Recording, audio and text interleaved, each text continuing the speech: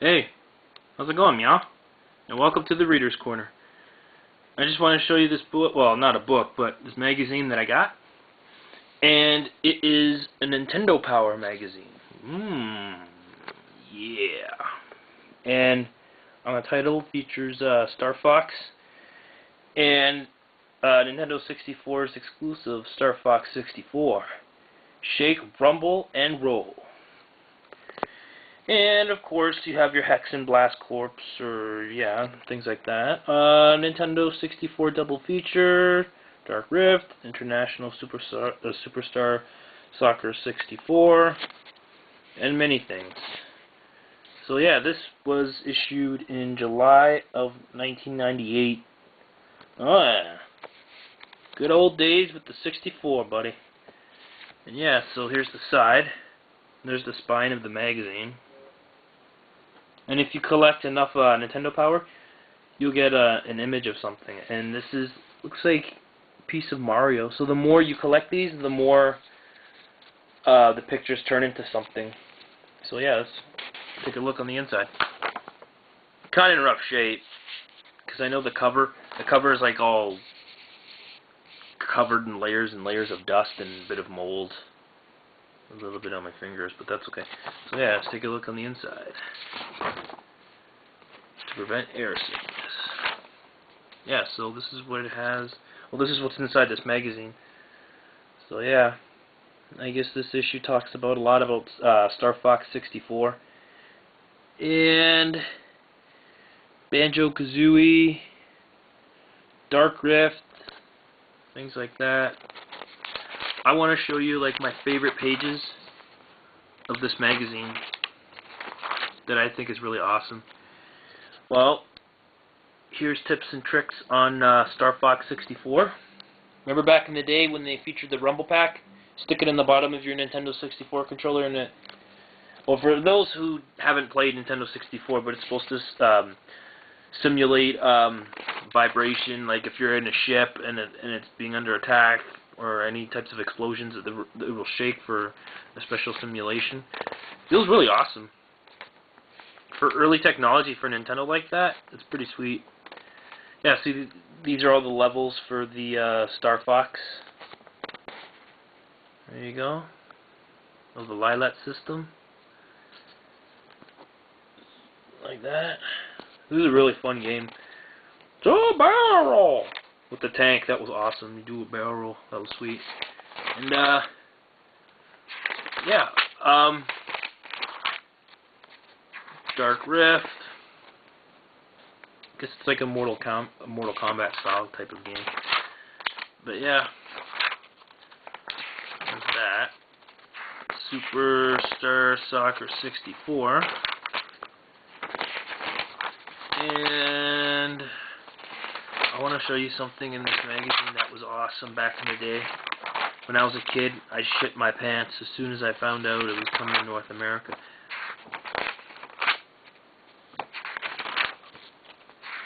Oh, well, we'll get that in a minute. Remember Conker's Bad Fur Day? For the Nintendo 64, it came out in 2001. Well, back then, it was called Conker's Quest, before it was Conker's Bad Fur Day. This was just under development. It was just a prototype. I've seen like the demos on this. It looked like a Banjo-Kazooie game, and it is that particular style. It's made by Rareware. But yeah, it was more like a cutesy, kind of innocent kind of game, but it wasn't like the drunken, perverted squirrel as we all know today, who's in a place in our beloved hearts. So yeah, I think this was developed in 2099, about 99, 2000. Oh wait, it was earlier than that, December of 1997, before Conker's Bad Fur Day in 2001. Yeah, it was more like a cutesy kind of game, but, you know, yeah, it was a pretty sweet game.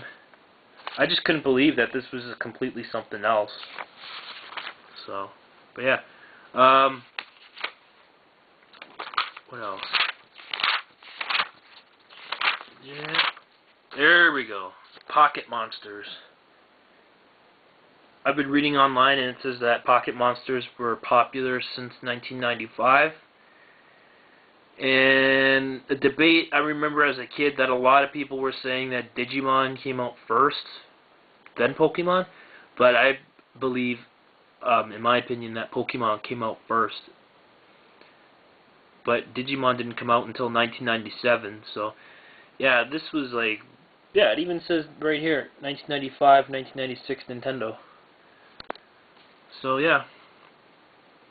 And it talks about Pocket Monsters invade Japanese game market. So it was just the two versions that came out at the time. I think it's, well, I guess it's still red and blue version, but it's just in Japanese. But yeah. But in Japan, the exclusive game that they had in Japan was red and green version. And yeah. Jeez, 1995, eh? It's been that long. Almost 20 years. It's 2013, so yeah, it's almost 20 years. So it just tells you basically, it's just an RPG game by Nintendo. It was called Pocket Monsters before Pokemon. It came out with the kind of stuff that they were selling, with stamps, puzzles, trading cards, plush dolls, keychains, collectible playing cards. This is like the original 150 Pocket Monsters or 150 original Pokemon that came out, and it tells you how you can trade and exchange Pokemon with people. That if they have any certain Pokemon that you don't have, you can just always grab like your Game Boy cable and connect it to another Game Boy, which is a friend's, and then you can just collect and trade any type of... Why am I telling you guys? Everybody knows what the fuck Pokemon is. I don't have to explain it. So yeah, there's Gary. He's an asshole. And I'm just showing the map. I think it was the Kyoto region, as they call it back in the day. And your rival gym members. Is Brock blind or what? I can never understand why Brock like never opens his eyes. And then there's Team Rocket. Yeah. It was, I remember in North America when it came out in 98, 99, I remember I had the blue version. It was basically the same, it's just in English. Same Pokemon, same characters, same objective. It was just in English. Yeah, this is pretty sweet. And I remember like those little comics that they have for Nintendo Power would have for every issue. And this one with Blast Corps. So, the fury of Mother Nature. Where'd the prisoner go? I don't know, but we better let it cool. Baker know how, or Baker know now. Oh, he looks pissed. Yeah. Oh, it's Super Mario 64, if you want to know any tips and tricks. Let's see. How do I get to wing Mario over the rainbow? You can't find this secret course until you have the key to the third door, and you've collected at least 50 stars. You'll earn the key when you defeat Bowser in the Fire Sea.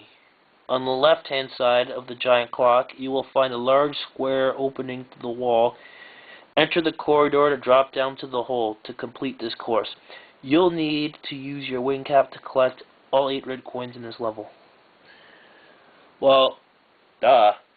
I own the game, but just for you guys out there that don't own Super Mario 64 or haven't played it, well, there you go. And how do I get the 4th star in Tall Tall Mountain? Yeah, there's things like that. How do I defeat Bowser in the Fire Sea? That's easy. You just go behind him, grab his tail, spin him around, hit him with one of these bombs, and boom. Do that 3 times and you beat him.